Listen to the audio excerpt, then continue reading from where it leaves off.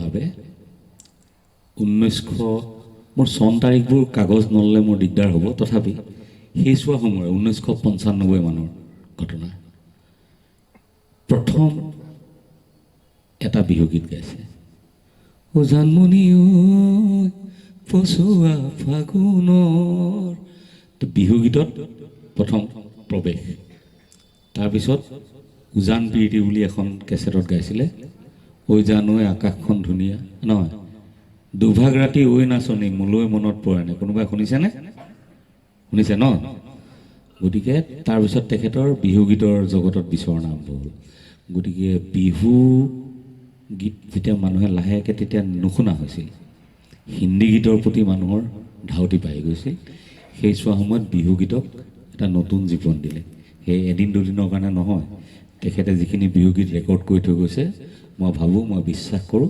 অনাগত 100 বছৰলৈ সেইখিনি অসমীয়া মাজত জীপাল হৈ থাকিল তাৰপিছত তেখেতৰ পৰিক্ৰমা আৰম্ভ হ'ল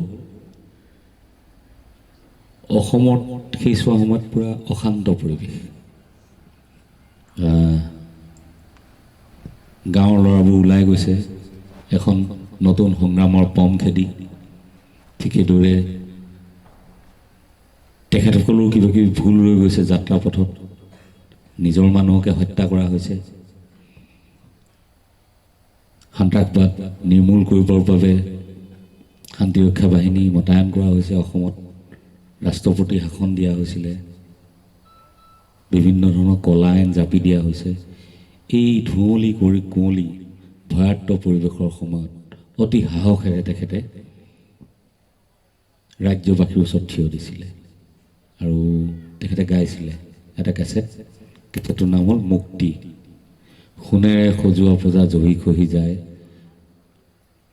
এই গীতটিৰে তেখেতে অসমৰ গ্ৰাম্য সমাজৰ একেবাৰে ভাতঘৰলৈ সোমাই যোৱা বুলি কয় যে জুবিন গাৰ্গ যদিও প্ৰথম অৱস্থাত সেই মফচলীয় চহৰৰ বা কোনোবা নগৰ মহানগৰৰ মানুহৰ যুৱ প্ৰজন্মৰ প্ৰিয় আছিলে তাৰপিছত এই মুক্তি কেছেটৰ জৰিয়তে তেখেত কিন্তু আমাৰ অসমৰ একদম গাঁও ভূঁই আই মাতৃ পিতৃ আটাইৰে বুকুলে ঘৰ সাজিছিলে এই গীতটিৰে সোণে সজোৱা পূজা তাৰপিছত অন্ধ আকাশ এই গোটেই আছিলে শাসকক গালি পাৰিছিলে যি ভ্ৰষ্ট যুৱ প্ৰজন্ম নিজৰ ভাতৃলৈকে বন্দুকৰ নলটো টোৱাইছিলে তেখেতসকলক গালি পাৰিছিলে গতিকে এই গোটেই কথাটোত তেখেত জড়িত হৈ পৰিল তেনেদৰে তেখেতৰ পৰিক্ৰমা চলি থাকিল সকলোকে জীৱন্ত ৰূপ দিয়াৰ তেখেতৰ এটা ধাউতি তেতিয়া লোকগীত গাবলৈ ল'লে কামৰূপী লোকগীত ইমান সুন্দৰকৈ গালে জুবিন গাৰ্গে যে যিবোৰ কৈছোঁ নহয় এই কাঁহৰ বাচন নিচিনা যিবোৰ ব্যৱহাৰ নহৈছিল এতিয়া চবেই সেই কামৰূপী লোকগীতবোৰ গায় গোৱালপৰীয়া লোকগীত প্ৰতিমা পাণ্ডেৰ পিছত কোনেও তুলি ধৰিব নোৱাৰা অৱস্থা হৈছিল সেই আটাইখিনিক আকৌ পুনৰ নতুন জীৱন দিলে তাৰপিছত বনগীত আনন্দীৰাম দাসৰ এই গোটেই গীতখিনিক তেখেতে গাই নতুন জীৱন প্ৰদান কৰিলে এতিয়া ল'ৰা ছোৱালীয়ে বনগীত বুজি পায় শুনিছে কাৰণ জুবিনে গাই থৈছে জুবিনৰ কণ্ঠৰে শুনিছে তাৰপিছত থাকিলে তেখেতৰ একদম গভীৰ কামটো যিটো মোক দায়িত্ব দিছিলে আমাৰ দুয়োজনা গুৰু শ্ৰীমন্ত শংকৰদেৱ আৰু মাধৱদেৱৰ বৰগীত তেখেতে গোৱা নাছিল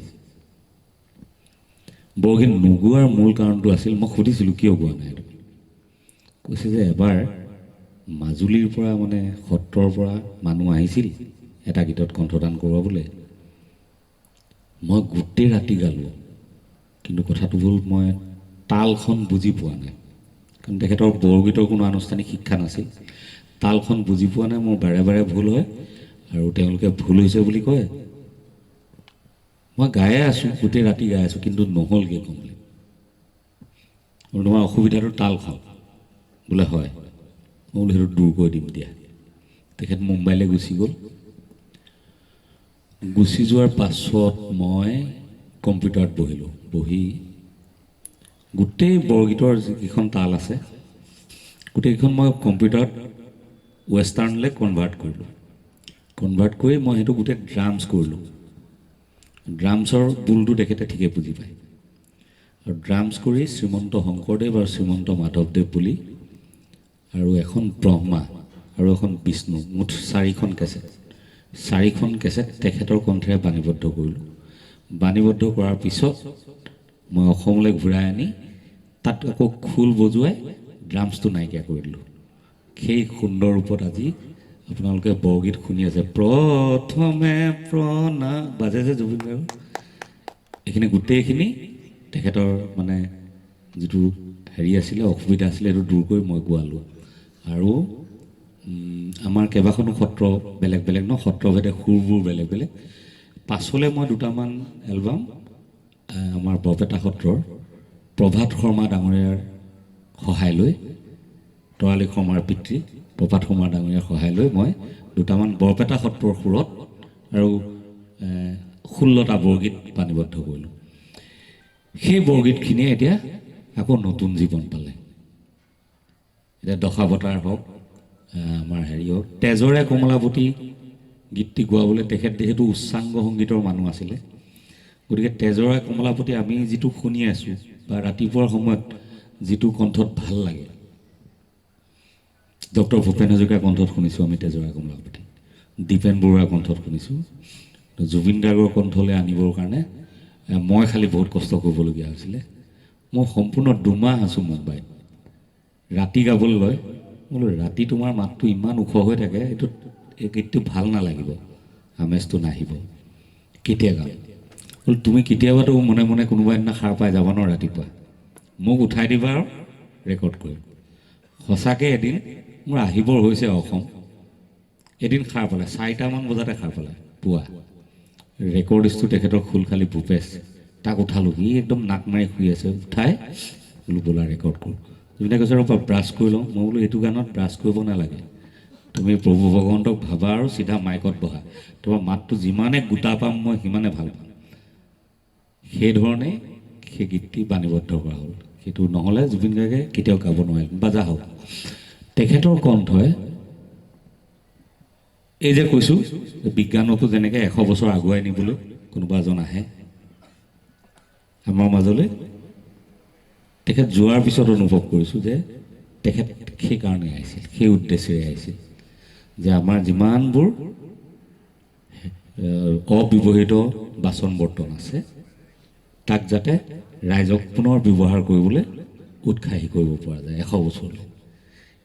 গীত সৃষ্টি আগৰে তেখেতে নিজে কৰি থৈ যোৱাখিনি বেলেগ, আমি কৰাখিনি বেলেগ, কিন্তু যিখিনি 100 বছৰৰ 400 বছৰৰ আগৰ যিখিনি সৃষ্টি, সেই সৃষ্টিখিনি আৰু 600 বছৰলৈ 500 বছৰলৈ জীয়াই থৈ গ'ল। সেয়ে হ'ল গানৰ জুবিন বুলি মই ভাবোঁ। তেখেত নোহোৱা হ'লে হয়তো আজি এই যিটো পৰিৱেশ যে চাৰিওফালে অসমীয়া গীতেই বাজি থাকে, ল'ৰা ছোৱালীবোৰে ঘৰত অসমীয়া গীত গুণগুণাই থাকে, হয়নে? এই পৰিৱেশটো নাহিলেহেঁতেন চাগে। এই পৰিৱেশটো আনিবলৈ আমি বহুত যুদ্ধ কৰিব লাগিলেহেঁতেন।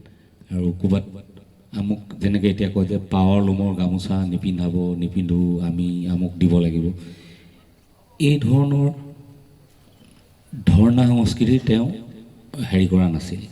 তেখেতে নিজৰ কামেৰে সেই কাম কৰি গ'ল, মুখেৰে কোনোদিনে কোৱা নাছিল। আনকি তেখেত হিন্দী গীতৰ পৃষ্ঠপোষকহে আছিল, বোলে ইয়া আলি মই কেলে নাগাম, গাম বুলি যুদ্ধও কৰিছিল।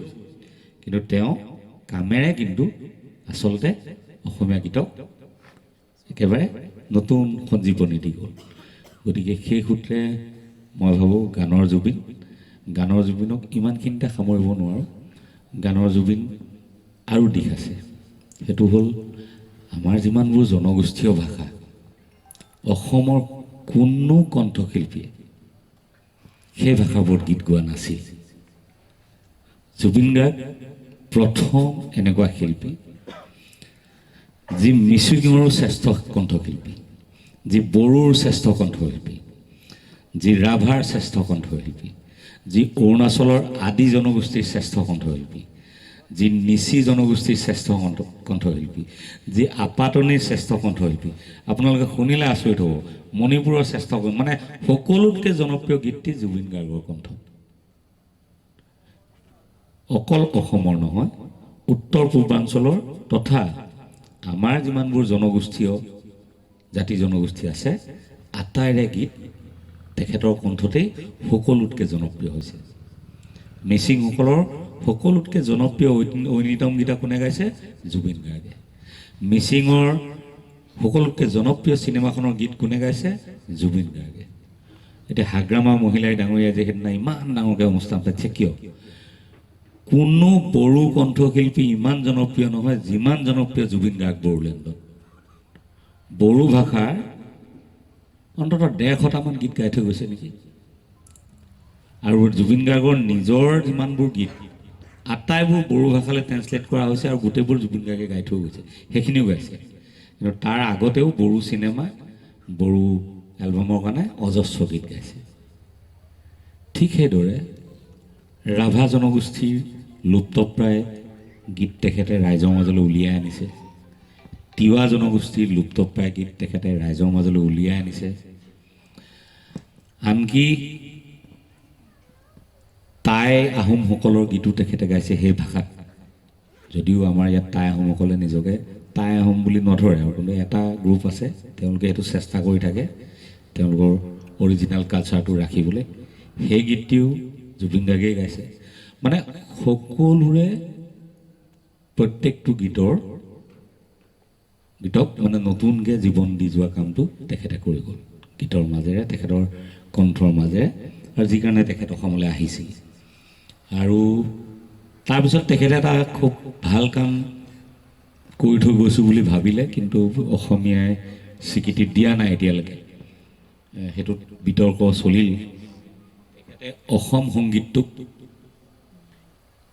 শুদ্ধ ৰূপ এটাত গাইছোঁ বুলি কৈছিলে।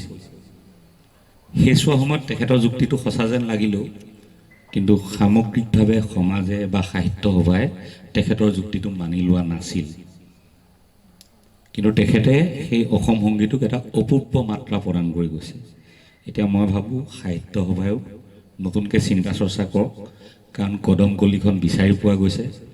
আমাৰ জীৱন নৰহতে নগাঁৱত এই কথাটো বহুত ডাঙৰ এখন হেৰি পাতি ডিক্লেয়াৰ কৰিছিলে যে এই বস্তুটো কদমকলি তেনেকেই আছিলে, জুবিনে কোৱা ধৰণে আছিলে। গতিকে কিবা এটা যদি আমাৰো ভুল ৰৈ গৈছিলে অজান্তে, সেইটো কোনো ধৰণৰ সংকোচ নকৰাকৈ মই ভাবোঁ যে শুধৰাই জুবিন গাৰ্গে গাই যোৱা ৰূপটোকে যদি আদৰি লোৱা হয়, তেতিয়াহ'লে এই অসম সংগীতেও জাতীয় সংগীতটোও এটা নতুন মাত্ৰা পাব। কাৰণ যদিও তেখেতে গাই গৈ এই বিতৰ্কটোৰ কাৰণে আমি সমজুৱা স্থানত সেই গীতটি ব্যৱহাৰ নকৰোঁ। গতিকে এই আহ্বানটো মই বিশ্বনাথ চাৰিআলিত আজি আপোনালোকৰ মাজত বহি কথাষাৰ কৈ গ'লোঁ। আপোনালোকে আপোনালোকৰ ফালৰ পৰা আগবঢ়ালে ভাল পাম। এয়া হ'ল গানৰ জুবিন। গানৰ জুবিন আমাৰ এই উত্তৰ পূৰ্বাঞ্চলত বিয়পি পৰিল। শ্বিলঙলৈ খাচীয়া চিনেমাত গালে তেখেত। খাচী তথ্যচিত্ৰ এখনৰ মিউজিক কৰাৰ কাৰণে তেখেতে ৰাষ্ট্ৰীয় বঁটা পাইছিল, প্ৰথমবাৰৰ বাবে ৰাষ্ট্ৰপতিৰ পুৰস্কাৰ পাইছিল। গতিকে খাচীলৈও গ'ল, নাগালেণ্ডলৈ গ'ল, মণিপুৰলৈও বগালে। গতিকে উত্তৰ পূৰ্বাঞ্চল বাকী নাই। তাৰপিছত তেওঁ সোমালেগৈ বেংগল, কলিকতাত। তো কলিকতাত এনেকুৱা কেইটামান সাংঘাতিক গীত গালে,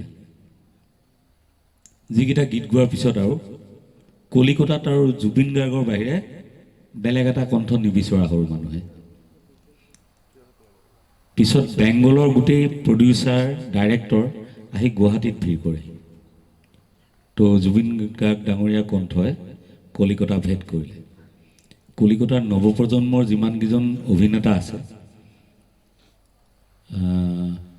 তেখেতসকলৰ বিশেষতঃ দুজন, সেই দুজনে যেনেকৈ আমাৰ যতীন বৰাই জুবিন গাৰ্গৰ কণ্ঠ নহ'লে লিপচিং নকৰোঁ বুলি কয় চিনেমাত, সেই তেনেকৈ তেওঁলোক দুজনেও কৈছিলে যে জুবিনকো গাৱাকে লাইয়ে नहीं तो हम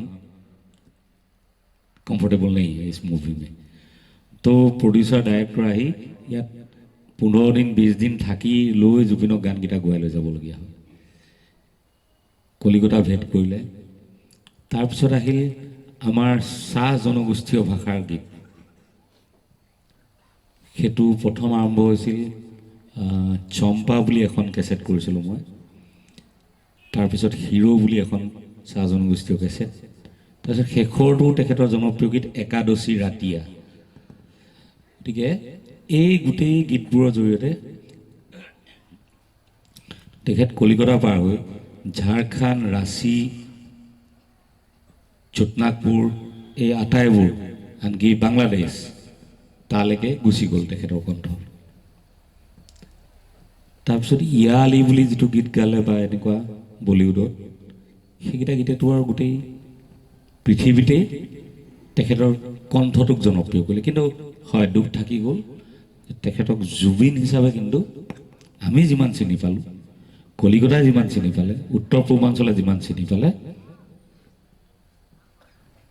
মেইনলেণ্ড ইণ্ডিয়াৰ মানুহে তেখেতক ইমান ভালকৈ নাজানিলে। সেইটো হয় আমি জনাব নোৱাৰিলোঁ, নহয় ভগৱানে বিচৰা নাছিল, কাৰণ বেছিকৈ জানি ল'লে তেওঁক আমাৰ পৰা লৈ গ'ল দিন। তেখেতৰ আমাৰ কাৰণে কৰিবলগীয়া বহুত কাম আছিল। গানৰ জুবিনজনৰ কৰিবলৈ বাকী থাকি যোৱা দুটা কাম, যি দুটা মই কৰাম বুলিও সময়ৰ অভাৱত নোৱাৰিলোঁ। এটা হ'ল ঘোষাৰ বাৰু বহুখিনি ঘোষা মই গোৱালোঁ ব্ৰহ্মা বিষ্ণুত, কিন্তু মই গোটেই কীৰ্তন পুথিখন তেখেতৰ হতুৱাই এবাৰ মানে বাণীবদ্ধ কৰাৰ বৰ ইচ্ছা আছিল। মই কথা পাতিছিলোঁ, আমি আগো বাঢ়িছিলোঁ, কামটো যথেষ্ট দীঘলীয়া যে তেখেত ইমান কামত ব্যস্ত হৈ থাকে। আৰু কীৰ্তন ভাগ পঢ়িবলৈ হ'লে মইতো ভাবোঁ যে একে বহাতে পঢ়িব লাগিব, যিমানখিনিলৈকে যায় সিমানখিনি সময় তেখেতৰ ব্যস্ততাপূৰ্ণ জীৱনৰ মাজৰ পৰা মই কাঢ়ি আনিব নোৱাৰাৰ কাৰণে এই কাম ফেৰা হৈ নুঠিল। এইটো মোৰ আজীৱন দুখ থাকি যাব। বাকী অন্যান্য ঢেৰ কাম হ'ল, আমাৰ বিহু হ'ল, কিবা হ'ল, কিন্তু মূল কাম হিচাপে আমাৰ যেনেকৈ এতিয়া এই 15 দিনীয়া হেৰি পাতে, নাম প্ৰসংগ পাতে, কিবা পাতে, গতিকে তাত সেই বস্তুটো যদি এটা ৰেকৰ্ডেড ভাৰ্চন থাকিলেহেঁতেন, সম্পূৰ্ণ কীৰ্তন পুথিভাগ, তেতিয়া মোৰ মানে খুব ডাঙৰ কাম এটা কৰাহেঁতেন লাগিল। এয়া হ'ল গানৰ জুবিন। গানৰ জুবিনৰ বিষয়ে মই কৈছোঁৱেই, সকলোৱে কিবা নহয় কিবা জানে, চব গান শুনিছে। এতিয়া আহোঁ প্ৰাণৰ জুবিনলৈ। গানৰ জুবিনজনক সকলোৱে চিনি পাইছিলোঁ, প্ৰাণৰ জুবিনজনক বহুতে আগতে চিনি পাইছিল, বহুতে মৃত্যুৰ পিছত চিনি পাইছে। সেইটো ধ্ৰুৱ সত্য। জীয়াই থকা অৱস্থাত সকলোৱে নিজৰ নিজৰ এখন জগত থাকে, জগতখনত আমি সদা ব্যস্ত হওঁ।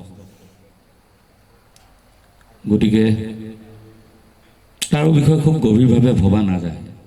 যেতিয়া মানুহজনৰ বিয়োগ ঘটে তেতিয়া কথাবোৰ ভবা যায়।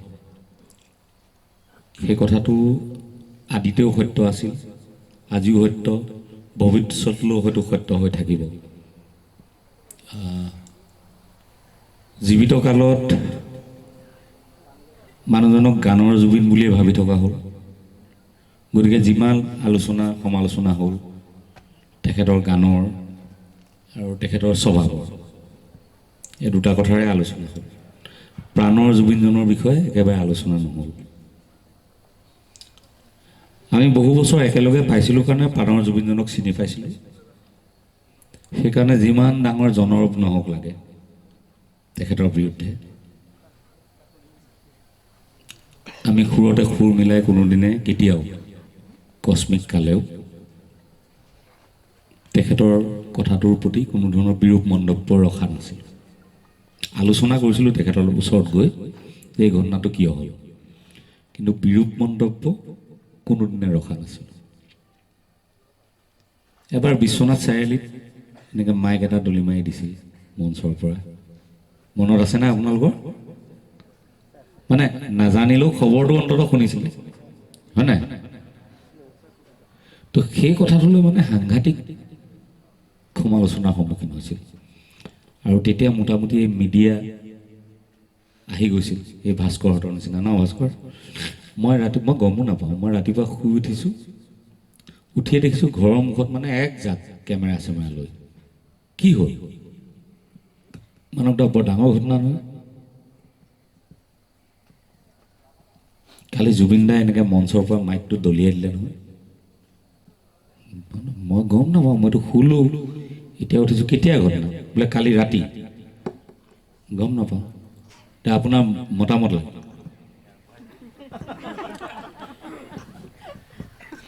মই ক'লোঁ মোৰ মতটোতো মতাৰে হ'ব ৰ খালি কথাটো গমটোতো মই লৈ লওঁ তাহাঁতি ক'লে আৰু বিৱৰি কথাখিনি ক'লোঁ যে চোৱা আমি হ'লোঁ আপোন মানুহ গতিকে মই কথা এটা তোমালোকৰ জৰিয়তে তেওঁ কাণত পেলোৱাৰ দৰকাৰ নপৰে মই কথাটো বেগতে তেখেতৰ ওচৰলৈ গৈ পাতিব পৰা মানুহ অসমৰ হাজাৰ হাজাৰ লক্ষ লক্ষ মানুহ আছে যি জুবিন গাৰ্গক ভাল পায় কিবা এটা পৰামৰ্শ দিব বিচাৰে কিন্তু মানুহজনক গৈ লগ নাপায় তেওঁলোকে হয়তো তোমালোকৰ আগত ক'ব যাতে জুবিন গাৰ্গে গম পাওক মোৰতো অৱস্থাটো সেইটো নহয় থেংক ইউ খবৰটো দিলা আহা চাহ খোৱা একেলগে যাম মই তেখেতক সুধিম এতিয়া কথাটো কি হৈছিলে ঘটনাটো তাৰপিছতহে ক'ম কৈ মিডিয়াই পঠাই দিলোঁ ভাস্কৰহঁতক ন তাৰপিছত মই তেখেতক লগ পালোঁ লগ মানে তেতিয়াইতো নাপায় আৰু তেওঁ ৰাতি সেইবোৰ কাণ্ড কৰি আহি ঘৰ পাইছেহি শুই আছে চাগে মই সেই পিছদিনা 8টামান বজাত ৰাতি গৈছোঁ খবৰ চবৰ লৈয়ে যাব লাগে এতিয়াৰ মোৰ যিজন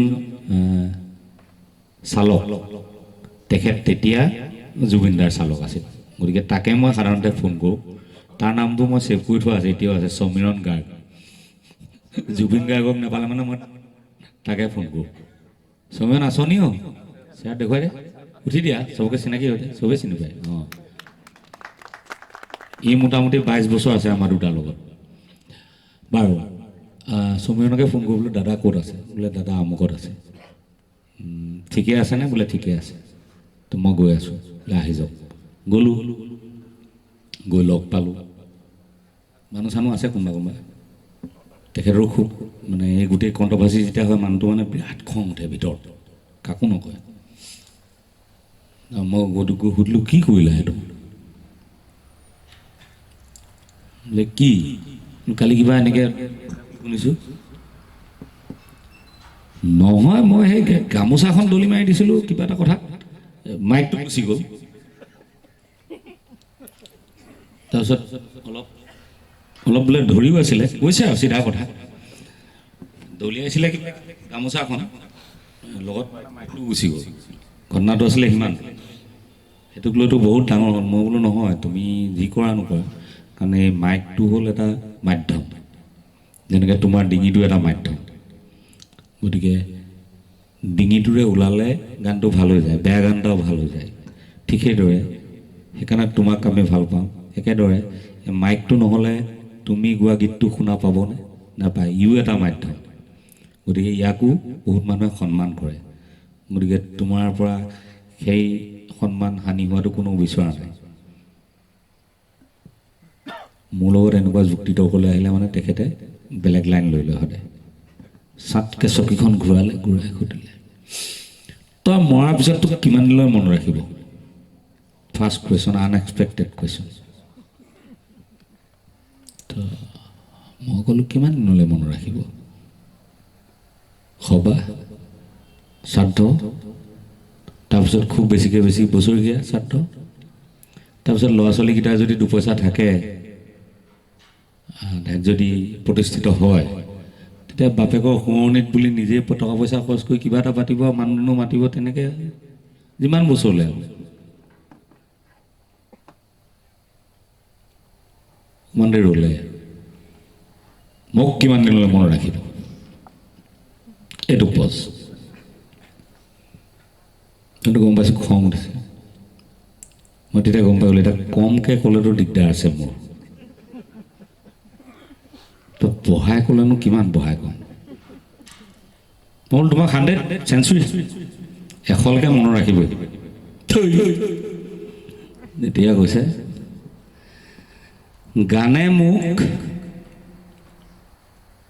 50 বছৰলৈ জীয়াই ৰাখিব মই যিখিনি কাম কৰিছোঁ যিখিনি গান গাই থৈ গৈছোঁ সেইখিনি গানে মোক 50 বছৰলৈ জীয়াই ৰাখিব। মানুহবোৰ সলনি হৈছে। এই যে মই মাইক দলিয়ালোঁ, ক'ৰবাত গীটাৰ ভাঙিলোঁ, ক'ৰবাত খুটা বগালোঁ, এইবোৰেহে মোক 100 বছৰলৈ ৰাখিব।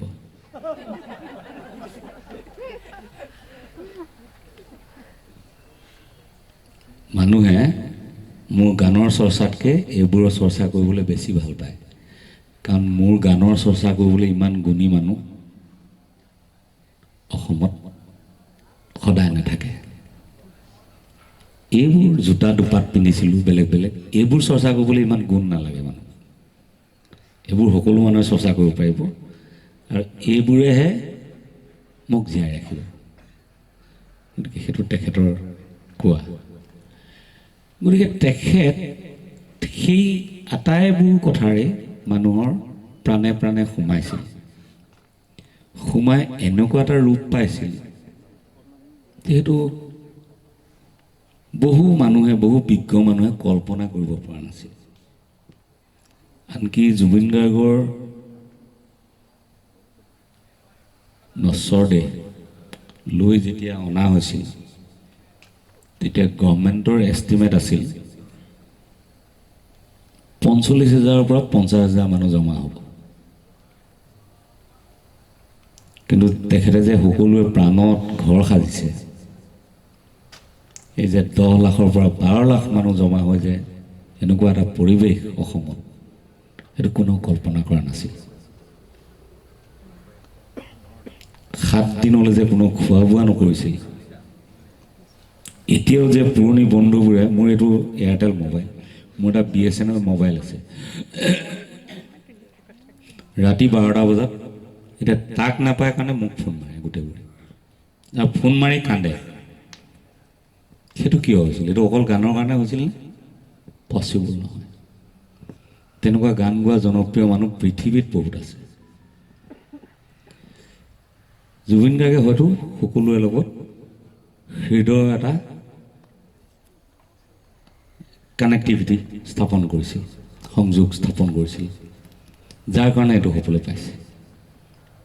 সৰু কিবা কাৰ্টুনৰ চিনেমা এখন ওলাইছিল অসমীয়া, তাতো এটা গান গাই দিছে। কিয়? সেই সৰু ল'ৰা ছোৱালীখিনিয়ে মোক বুকুত বাস কৰক। সেই গানটো কিবা জনপ্ৰিয় হ'বলৈ কোৱা নাছিল, কিবা বাবুল বাবুল এনেকুৱা বেয়া লাগে, কিন্তু সৰু ল'ৰা ছোৱালীয়ে ভাল পায় ন, জিংগল বেল এনেকৈ শুনাৰ নিচিনা। চ' সেইটো প্ৰত্যেকটো ধৰ্মৰ যিমানবোৰ ধৰ্মীয় গীত আছে, কোনোবা যদি আহে, কোনোবাই বোলে এই খ্ৰীষ্টানৰ কাৰণে খ্ৰীষ্টমাছৰ গীত গোৱাবলৈ আহিছে, চিধা সেইকেইটাক সদায় আগস্থান দিয়ে। কোনোবাই বোলে শংকৰ সংঘৰ হৈ গান গোৱাবলৈ আহিছে, সেইকেইটা আগস্থান। সেইফালে আমাৰ নসত্ৰ কৃষ্ণগুৰু সেৱাশ্ৰম বুলি এখন আছে, তাৰো ঢেৰ ভকত আছে, তাৰ গীতো গাবলৈ অসুবিধা নাই তেখেতৰ। ঠিক সেইদৰে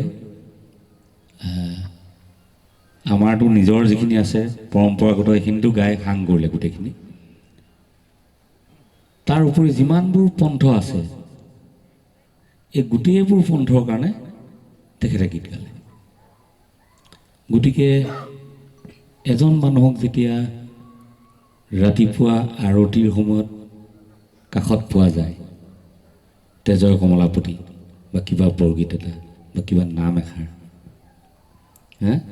দুপৰীয়া ভাতমুঠি খাবৰ সময়ত পোৱা যায়, পথাৰলৈ যাবৰ সময়ত তেখেতৰ গান পোৱা যায়, ঘৰলৈ উভতি ভাগৰি অহাৰ পিছত তেখেতৰ গান পোৱা যায়, প্ৰেমত পৰিলে গান পোৱা যায়, প্ৰেমত প্ৰতাৰিত হ'লে গান পোৱা যায়।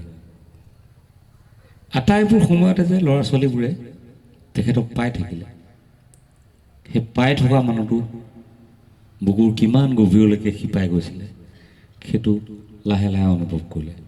তাৰ উপৰি তেখেতৰ যিটো কথা কোৱাৰ ধৰণ আৰু যিটো এটা লিডাৰশ্বিপ কোৱালিটি ফুটি উঠে, আৰু যিটো আমাৰ নতুন জেনেৰেশ্যনৰ এটা বেলেগ ধৰণৰ এটা প্ৰবৃত্তি বুলিয়ে ক'ব পাৰোঁ। এই কথাবোৰ নিজৰ ধৰণে ভাবে সকলোৱে, তো সেই বস্তুটোৰ লগত খুব বেছি কানেক্ট কৰিছিল তেখেতে। মঞ্চত যেতিয়া কৈ দিয়ে কি বাকী ইণ্ডিয়াৰ চবতে 3G 4G চলে, অসমত কি চলে? ZG। কথাবোৰ তেতিয়া এনেকুৱা লাগিছিল যেন অকণমান বহুমাত্ৰিক হৈছে নেকি, আমাৰো লাগিছিল। কিন্তু অনুভৱ কৰোঁ এতিয়া যে হয়, তেওঁ ZG জেনেৰেশ্যন এটা অসমত গঢ়ি থৈ গ'ল। আজি যি খুলি কথা ক'ব পাৰে প্ৰত্যেকটো কথা। আমি বিভিন্ন ধৰণৰ দায়বদ্ধতাৰে আৱেষ্টিত, কওঁ বুলিতো চব কথা ক'ব নোৱাৰোঁ, হয়নে? জ্ঞান যিমানে নাথাকক লাগে, বুজি যিমানে নাপাওঁ লাগে, খুলিবতো নোৱাৰোঁ। কিন্তু সেই যিখিনিয়ে খুলি দিয়ে, কিন্তু 1 ছেকেণ্ডো নোৱাৰে। গতিকে সেই এটা প্ৰজন্মক তেখেতে দীক্ষা দি গ'ল। তেখেতে নাহৰ গছ ৰুবলৈ, সেইটো অৱশ্যে অলপ অপব্যাখ্যা হৈ আছে, সেইটো মই ক্লিয়াৰ কৰিম মাজতে। তেখেতে নাহৰ ভাল পাইছিল, নাহৰ ভাল পোৱাৰ এটা স্পেচিফিক ৰিজন আছিল, কাৰণ আছিল। কিন্তু তেখেতৰ যিটো আদৰ্শটো সেইটো হ'ল প্ৰকৃতি প্ৰেম, প্ৰকৃতি। গতিকে আমি ফল মূলৰ গছ ৰুলেও তেখেতৰ আদৰ্শটোকে লোৱা হ'ব, বা অলপ মূল্যৱান গছ যদি ৰোপণ কৰিব পৰা যায় গাঁৱে ভূঞে, যাতে ভৱিষ্যতৰ দিনত ৰাইজৰ ভাল হয়। বেছিকৈ অক্সিজেন দিব পৰা গছ, বেছিকৈ ফল মূল দিব পৰা গছ, যাতে নিজে নাখালেও জন্তু জানোৱাৰে খাব পাৰে। গতিকে কথাটো সেইটোহে হ'ব লাগিছিল। কিন্তু হ'লগৈ কিবা, অকল নাহৰ পুলিয়ে ৰুব লাগিব। নাহৰৰ বননি এখন কোনোবাই কৰিছে, এইটো ভাল কথা হ'ব, কিন্তু অকল নাহৰ গছ এইটো নহয়। তেখেতে নাহৰ গছ ভাল পাইছিল, তাৰমানে এইটো নহয় যে তেখেতে আহঁত গছ বেয়া পাইছিল। হা, সেইলৈ হৈছিল মাজতে তৰ্ক ন, আমাৰ গুৱাহাটী বিশ্ববিদ্যালয়ত। তেখেতে কিবা কথা ক'লে যে মই বিষ্ণুৰাভাক বেছি ভাল পাওঁ। তাততো একদম হুলস্থুল লাগি গ'ল যে জ্যোতিপ্ৰসাদক অপমান, জ্যোতিপ্ৰসাদৰ এখন বিশ্ববিদ্যালয়। ভূপেন বৰাই কৈছিল যে মোৰ আইক ভাল পাওঁ বুলিলে আনৰ আইক ঘিণ কৰাটো জানো বুজাব। বিষ্ণুৰাভাক ভাল পাওঁ বুলি ক'লে জ্যোতিপ্ৰসাদ আগৰলাক বেয়া কৰা কথাটো, বেয়া পোৱাৰ কথাটো ক'তো নাহে আচলতে। তথাপি কথাবোৰ তেনেকেই আহে অসমত, নহয় জানো? গতিকে আহি গ'ল, অহাৰ পিছত বহুত হাল্লা গোল্লা, আকৌ সেইবোৰ ঠাণ্ডা হ'ল। গতিকে তেখেতে জীৱনকালতেই তেখেতৰ ওপৰত যিবোৰ অভিযোগ আহিছিল, সেই আটাইবোৰ অভিযোগৰে মোকাবিলা কৰি গৈছে খুব সাহসেৰে।